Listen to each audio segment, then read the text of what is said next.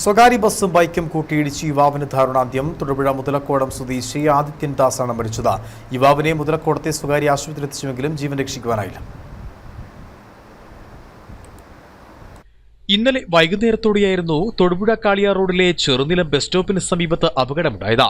തൊടുപുഴയിൽ നിന്നും വണ്ണപ്പുറത്തിന് പോവുകയായിരുന്ന എയ്ഡൻസ് ബസ് എതിർദിശയിൽ വന്ന ബൈക്കിലിടിക്കുകയായിരുന്നു.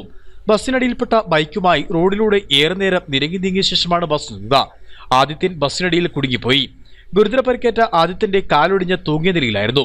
രക്തം വാർന്ന് ഏറെ നേരം റോഡിൽ കിടന്ന യുവാവിനെ ആശുപത്രിയിൽ എത്തിക്കുവാൻ ബസ് ജീവനക്കാർ ഉൾപ്പെടെ ആരും തയ്യാറായില്ല എന്ന് നാട്ടുകാർ പറഞ്ഞു. പിന്നീട് നാട്ടുകാർ വിളിച്ചു വരുത്തിയ സ്വകാര്യ ആംബുലൻസിൽ യുവാവിനെ മുതലക്കോടത്തെ സ്വകാര്യ ആശുപത്രിയിൽ എത്തിച്ചുവെങ്കിലും ജീവൻ രക്ഷിക്കുവാനായില്ല. മൃതദേഹം പിന്നീട് തൊടുപുഴ ജില്ലാ ആശുപത്രി മോർച്ചറിയിലേക്ക് മാറ്റി.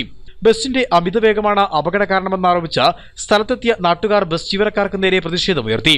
അപകടം നടന്നതിന് ഏതാനും ദൂരം മുന്നിൽ വെച്ച് അമിത വേഗത്തിലെത്തിയ ഇതേ ബസ് തന്റെ ബൈക്കിൽ തട്ടാൻ തുടങ്ങിയതായും താൻ വാഹനം വെട്ടിച്ചു മാറ്റിയതുകൊണ്ട് തലനാരിഴയ്ക്ക് അപകടത്തിൽ നിന്ന് രക്ഷപ്പെടുകയായിരുന്നുവെന്നും പിന്നാലെയെത്തിയ ബൈക്ക് യാത്രികന് പറഞ്ഞു.